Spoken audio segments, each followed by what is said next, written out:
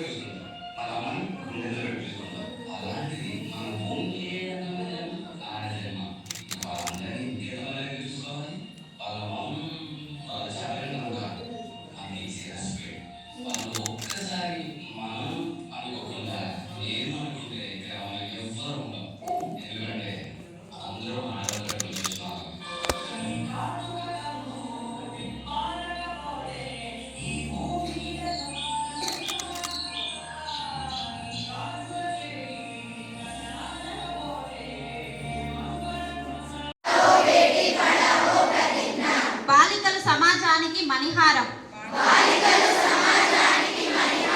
బాలికలకు రక్షణ కల్పిద్దాం వారి బంగారు భవితకు పునాది వేద్దాం స్వేచ్ఛాయుతమైన వాతావరణం మరియు పోషకాహారం అందించి వారి అభివృద్ధికి తోడ్పడదాం బాలికలను బ్రతికిద్దాం చదివిద్దాం 18 సంవత్సరాలు నిండిన తర్వాతే వివాహం చేద్దాం మనవంతు సహాయం అందించి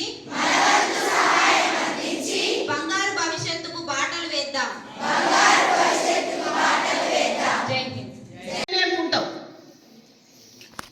నా వల్లనే అవును నా జీవితం ఇలా అయిపోయింది నా వల్లనే అనుకుంటాం కానీ ఏం చేయదు. సో అటువంటి పరిస్థితి రాకుండా ఉండాలి అంటే మనం ముందు చదువుకుని మన కాళ్ళ మీద మనం నిలబడి మన ఉద్యోగం మనం సంపాదించుకొని మన జీవితం ఎవరి మీద ఆధారపడకుండా వాళ్ళు ఒక ముద్ద ఇస్తేనో వాళ్ళు ఒక 100 రూపాయలు ఇస్తేనో బతికే పరిస్థితి లేకుండా ఉంటేనే అప్పుడు మీకు పేరు వస్తుంది, గౌరవం వస్తుంది, డబ్బు వస్తుంది. అప్పుడు మీ కుటుంబం అంటారు నీ వల్లే మా కుటుంబానికి మంచి గౌరవం వచ్చింది, నీ వల్లనే మా పేరు నిలబడ్డది, నిన్ను కష్టపడి మేము కూలికి తీసుకెళ్లకుండా చదివించినందుకు నువ్వు బాగా మంచిగా స్థిరపడ్డావు, మేము కూడా నీ వలన మా పేరు నిలబెట్టుకున్నాం. ఇందాక రాజ్ కుమార్ గారు ఇంకోటి కూడా చెప్పారు, అబ్బాయి లేకపోతే తండ్రులు ఓకే అమ్మాయి అయినా పర్వాలేదు అనుకుంటారు కానీ అమ్మలే అడుగుతూ ఉంటారు అబ్బాయి కావాలని. అది నిజమే. కానీ అమ్మాయిలు వద్దు అబ్బాయి కావాలి అని ఆ అమ్మాయి ఎందుకు అనుకుంటుంది? ఎందుకు అంటే మన సమాజంలో అబ్బాయి లేకపోతే ఆమె కూడా విలువ ఉండదని అనుకుంటుంది. అబ్బాయి లేడేం లేడు, ఆడపిల్లల అమ్మాయి కదా, తల్లి కదా అని అనుకుంటారు. అది ఒక అవమానంగా భావిస్తారు. అందుకని అబ్బాయి కావాలనుకుంటారు.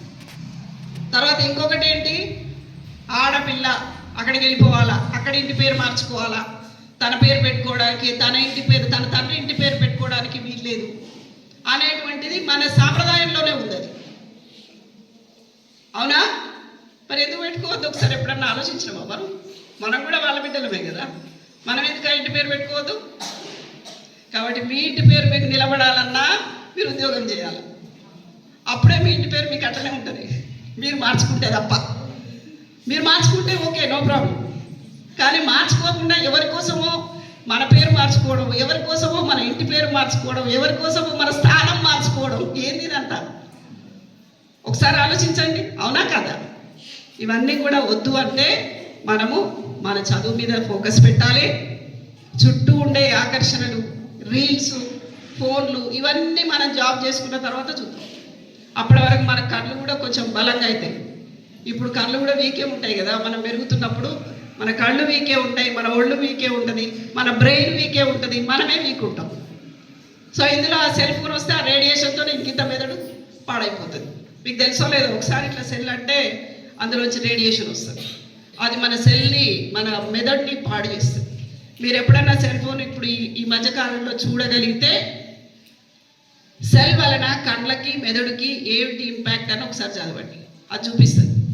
బోలెడని వీడియోలు వస్తాయి. ఎవరెవరు నిజంగా పాడయ్యారు, ఎవరి బ్రెయిన్ పాడైపోయి పిచ్చోళ్ళలాగా అయ్యారు, ఎవరు సైకోలు అయ్యారు, ఎవరు సైట్ పోగొట్టుకున్నారు, ఇవన్నీ కనబడతాయి. కళ్ళు, సైట్ అంటే కళ్ళ దృష్టి. సో అది మనకి ఇప్పుడు అవసరం లేదు కదా. మనం ఎప్పుడైనా అవసరం అనుకున్నప్పుడు చదువుకునే పాఠాలు ఏమైనా చూడాలనుకుంటే అది వరకే జాగ్రత్తగా చూడాలి తప్ప, ఏదంటే అది మన కళ్ళ ముందుకు వచ్చిందల్లా చూసి ఈ రీల్ బాగుంది, అది బాగుంది, ఇది బాగుంది అని లైక్ చేయడమో, లేదంటే మన ఫోటోలు అందులో పెట్టడమో, ఫ్రెండ్స్కి ఫేస్బుక్లో షేర్ చేయడమో, ఇవన్నీ చేస్తే ఇప్పుడున్న టెక్నాలజీలో ఒక ముఖం మాత్రమే నాది తీసుకుంటారు, బాడీ అంతా ఎవరిదో బట్టలు లేని తగిలిస్తారు, అది ఫోటోలలో పెడతారు. పెట్టేసరికి అది చూసేటోళ్ళకి తెలియదు, నా ముఖం మాత్రమే తెలుసు వాళ్ళకి.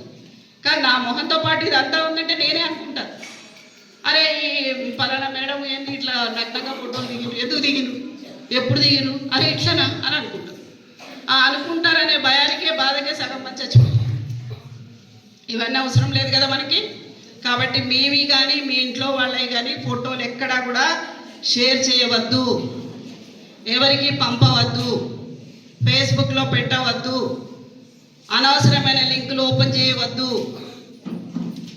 మనం భద్రంగా ఉండాలి, మన భవిష్యత్తు భద్రంగా ఉంచుకోవాలి, మన కాళ్ళ మీద మనం నిలబడాలి. ఆర్థికంగా ఆరోగ్యంగా మనం ఉంటే తద్వారా మన సొసైటీ కూడా ఆరోగ్యంగా ఉంటుంది.